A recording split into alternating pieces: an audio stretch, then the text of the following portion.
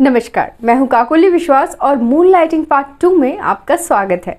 इससे पहले कि हम मून लाइटिंग के टाइप्स को समझें, चलिए इससे जुड़े अपडेट्स को जानते हैं। विप्रो के सीईओ थियरी डेलापोर्टे ने 12 अक्टूबर 2022 बुधवार को कहा कि विप्रो के साथ काम करते हुए कोई दूसरा छोटा काम पकड़ना ठीक है, लेकिन अगर आप किसी ऐसी कंपनी के लिए काम कर रहे हैं जो सेम बिजनेस में है तो बात अलग है। प्रतिद्वंदी कंपनी के लिए काम करना हितों का टकराव है, इसलिए वो नहीं मानते कि हितों के टकराव वाले दो काम करना सही है। उन्होंने कहा कि मून लाइटिंग लीगैलिटी का नहीं बल्कि नैतिकता का सवाल है। अब आते हैं मून लाइटिंग के टाइप्स पर, लेकिन इससे पहले अगर आप मून लाइटिंग के बारे में डिटेल्ड इन्फॉर्मेशन चाहते हैं तो मून लाइटिंग पार्ट 1 पहले देख लें, जिसका लिंक आपको मेरी डिस्क्रिप्शन बॉक्स में मिलेगा। ह्यूमन रिसोर्स मैनेजमेंट के अनुसार मून लाइटिंग को 4 भागों में बांटा गया है, जो basically blue moon lighting, quarter moon lighting, half moon lighting और फुल मून लाइटिंग के रूप में जाना जाता है।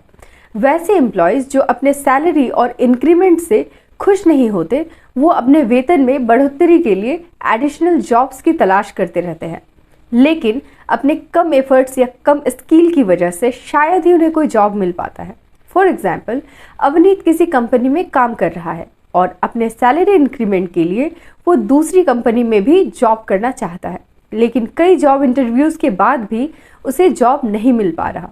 तो डबल जॉब करने के लिए इस तरह के अनसक्सेसफुल अटेम्प्ट्स को हम ब्लू मून लाइटिंग कहते हैं। अब आते हैं क्वार्टर मून लाइटिंग पर। जब कोई एम्प्लॉय अपने करंट सैलरी से संतुष्ट नहीं होता तो वो अपने एडिशनल इनकम के लिए पार्ट टाइम जॉब करता है, जिसे वो अपने रेगुलर जॉब के बाद करता है। इसे हम क्वार्टर मून लाइटिंग कहते हैं। मान लीजिए अनीता किसी आईटी फर्म में काम कर रही है और शाम को घर आने के बाद वो अपना कंप्यूटर कोचिंग क्लास 7 से 9 बजे तक चलाती है। तो ये extra job quarter moon lighting का एग्जाम्पल है। हाफ मून लाइटिंग में कुछ एम्प्लॉयज़ की भविष्य के लिए सेव करने की या कोई बिजनेस स्टार्ट करने की टेंडेंसी होती है। वे लग्जूरियस लाइफ की चाहत में कमाई से ज़्यादा खर्च करने की टेंडेंसी रखते हैं। इस टाइप के एम्प्लॉयज़ अपने प्राइमरी जॉब में सिर्फ 50% समय देते हैं और बाकी समय का 50% समय पार्ट टाइम जॉब में स्पेंड करते हैं। इस तरह के मून लाइटिंग को हम हाफ मून लाइटिंग कहते हैं।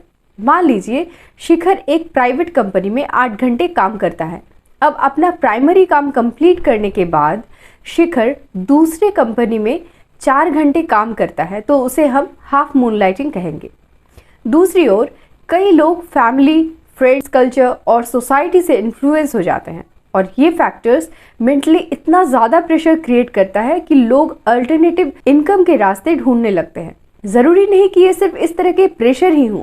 कुछ लोग अपने पैशन को फॉलो करना चाहते हैं और इन सारे रीजंस की वजह से लोग या तो अपना बिजनेस स्टार्ट कर लेते हैं या फुल टाइम सेकेंडरी जॉब करने लगते हैं, जिसे हम फुल मून लाइटिंग भी कहते हैं।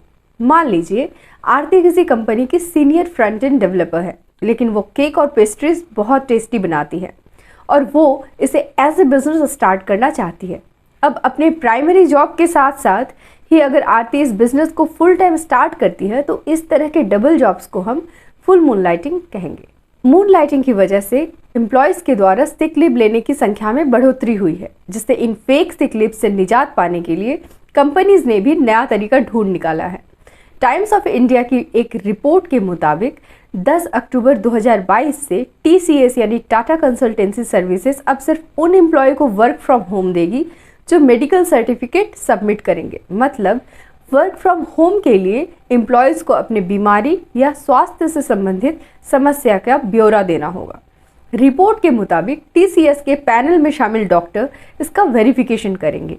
पैनल में शामिल डॉक्टर ये बताएंगे कि एम्प्लॉय ऑफिस जाने के लिए सक्षम है या नहीं।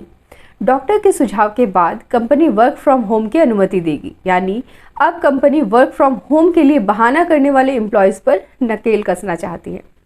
IT कंपनियों का मानना है कि वर्क फ्रॉम होम कल्चर में मून लाइटिंग बढ़ी है। मून लाइटिंग एम्प्लॉय और एम्प्लॉयर्स दोनों के लिए एडवांटेजियस भी है और डिसएडवांटेजियस भी।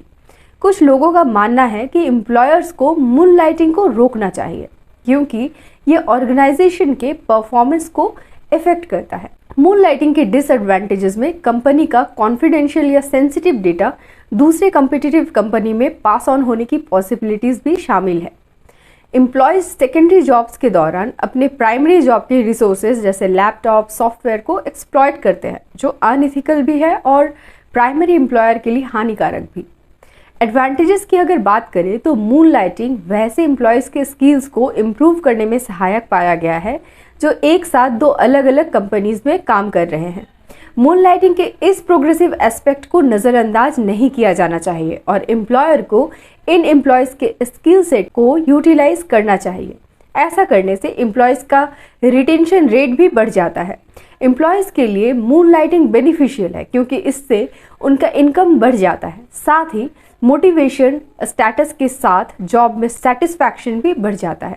ऑर्गेनाइजेशन को ये समझने की आवश्यकता है कि क्यों कोई एम्प्लॉय डबल जॉब कर रहा है या करना चाह रहा है और उनके प्रेजेंट जॉब में ऐसा क्या होना चाहिए जिससे वो अपने प्राइमरी जॉब को लेकर संतुष्ट हो और मूनलाइटिंग के पीछे ना भागे।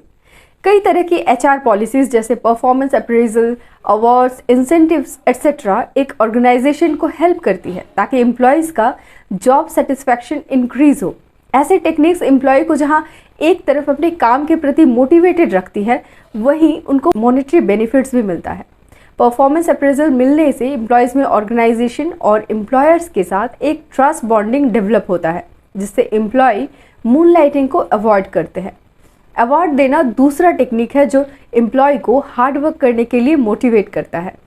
हाई एंड सैलरी और कंपनी में रिकॉग्निशन अपने फैमिली फ्रेंड्स के बीच एम्प्लॉय का स्टेटस बढ़ाता है, जिससे अल्टीमेटली जॉब सेटिस्फेक्शन बढ़ता है। वहीं जॉब रोटेशन भी एक ऐसी टेक्निक है जिसके होने से एम्प्लॉय एक ही कंपनी के अलग अलग डिपार्टमेंट में अलग अलग जॉब प्रोफाइल को एक्सपीरियंस कर सकता है और अपना स्किल सेट इम्प्रूव कर सकता है।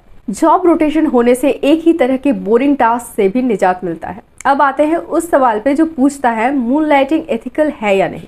मूनलाइटिंग एथिकल है या नहीं, इसको जानने या समझने से पहले चलिए दो सिचुएशंस को समझते हैं। मान लीजिए आप एक एम्प्लॉयर हैं, यानी कंपनी के मालिक, और आपके कंपनी में एक एम्प्लॉय काम कर रहा है।